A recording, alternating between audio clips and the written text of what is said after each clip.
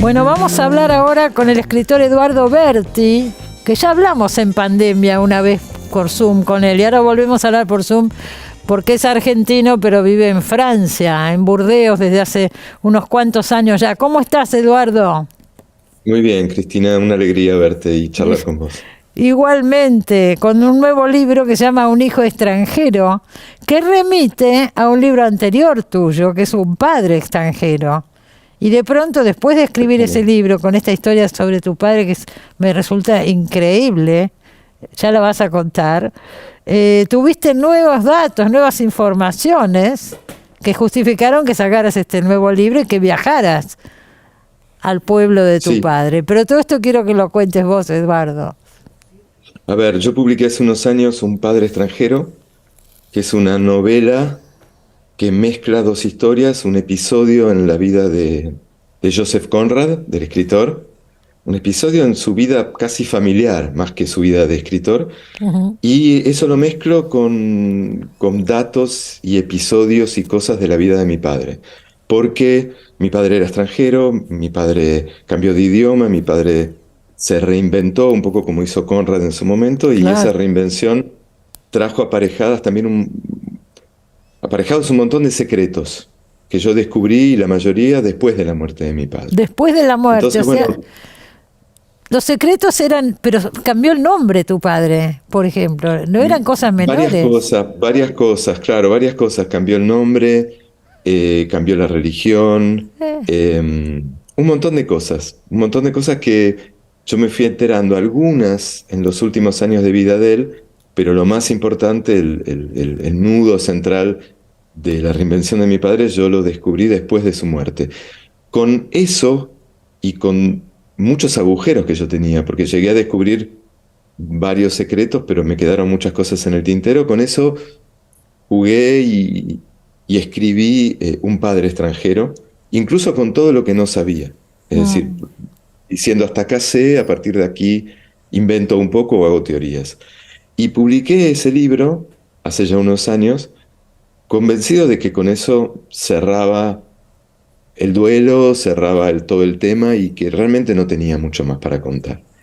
Y cuando menos me lo esperaba, un par de años después, un amigo argentino con el que no me estaba tanto viendo yo últimamente, pero un querido amigo de infancia, me mandó un regalo totalmente inesperado. Me mandó una fotocopia del legajo que mi padre presentó alrededor de 1950 para naturalizarse argentino, para tener la nacionalidad.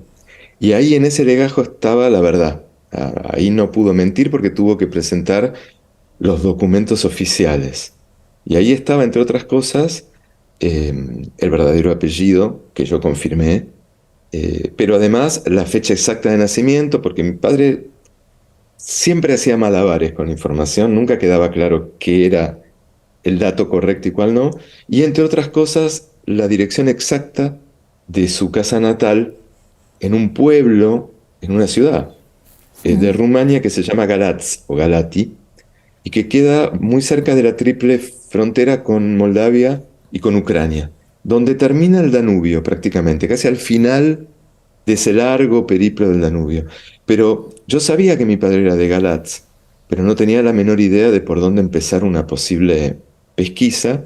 Yo venía postergando ese viaje, tal vez con la excusa de que no tenía mucho, no tenía una punta de ovillo de donde empezar a tirar, y ahí cuando me llegó ese legajo, bueno, se acabaron las excusas y decidí viajar. Ujú. Pero yo no viajé para escribir un libro, yo viajé para mí, Para por conocer supuesto. obviamente tus orígenes. Sí, yo Bueno, lo último que me imaginaba era que iba a escribir un libro. Por supuesto me llevé una libretita para tomar apuntes, para mí, para poder contarle, no sé, a mi hijo las informaciones que había sacaste recolectado. fotos, están acá reproducidas las fotos del pueblo, la Saqué fotos, casa. lo que ocurrió, sí, lo que ocurrió es que al tercer o cuarto día empezaron a suceder cosas, sobre todo dos hechos que ocurrieron prácticamente un mismo día, donde una vez más la realidad superó la ficción, superó todo lo que yo hubiese podido imaginar. yo sentí que mi padre se estaba divirtiendo mucho con todo lo que estaba ocurriendo y, y ahí empecé a decir o a pensar, me parece que acá hay un libro.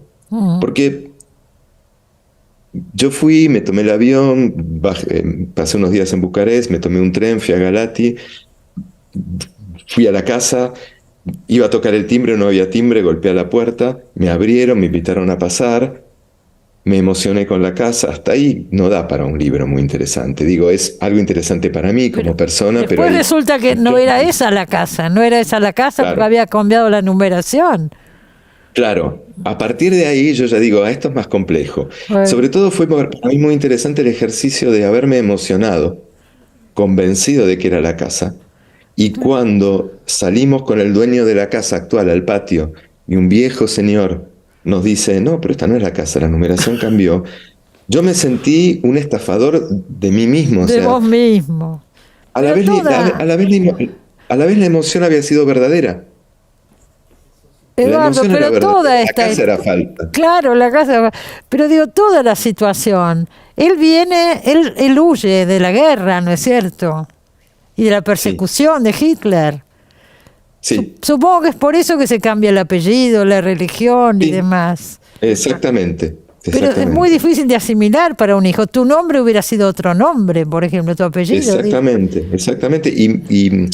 Y la construcción de mi identidad Pero claro, hubiese sido otra, porque descubrir o comprender que tu padre venía, si bien mi padre era totalmente agnóstico y no creía en ninguna religión, pero había una tradición pero cultural por como mínimo supuesto. judía, claro. Es una Y cuando, historia tremenda, me parece, sí. Es muy sí, y impactante. a mí me pareció que ese corrimiento, ¿no?, de los números era muy metafórico también, ¿no? Claro, de las El tiempo casas. corre de luz. Sí. Pero yo vuelvo al hotel y hasta acá cuento, porque el resto, Hay que leer lo el restante, libro. hay que leer el libro. Pero yo vuelvo al hotel Eh, y me digo, tiene que haber un diario en Galatz. Voy a buscar la dirección, voy a ir y voy a preguntar cuál era la numeración anterior, Sí. ¿no? Digo, bueno, a ver cómo se llama el diario. Descubro que se llama Prensa Galati, tipeo la dirección de internet, abro la página web y me encuentro con mi foto. Con mi foto porque yo justo cuando pasé por Bucarest estuve en la casa de un amigo poeta. Cuando yo fui a tomar el tren, mi amigo hizo una foto, publicó un post, como se dice, en su Facebook, y lo último que él se imaginaba es que un amigo poeta de Galatz, que como todo poeta tiene que ganarse la vida haciendo otro trabajo, y era el periodista, se ve que ese día no había grandes noticias en Y Galatz, lo puso en el diario de Galatz. lo puso, escritor argentino viaja. Bueno, todo esto está en el libro Un hijo extranjero. Lo que hay que hacer ahora es conseguir que reediten Un padre extranjero porque dan ganas de seguir leyendo esta historia. Por lo menos a mí me pasó. Yo el primero no lo había leído, leí este segundo, que es el que acaba de salir, y ahora me quedé con ganas del otro. Te Bueno, es un felicito, es buen un síntoma. trabajo muy bien hecho, pero además me impactó muchísimo esta historia, de verdad. Y además me Bueno, alegro bueno, te de verte agradezco. después de tanto tiempo y espero verte pronto Igualmente. por acá, Eduardo. Yo también, espero que nos veamos pronto. Un gran abrazo. Para vos también y gracias.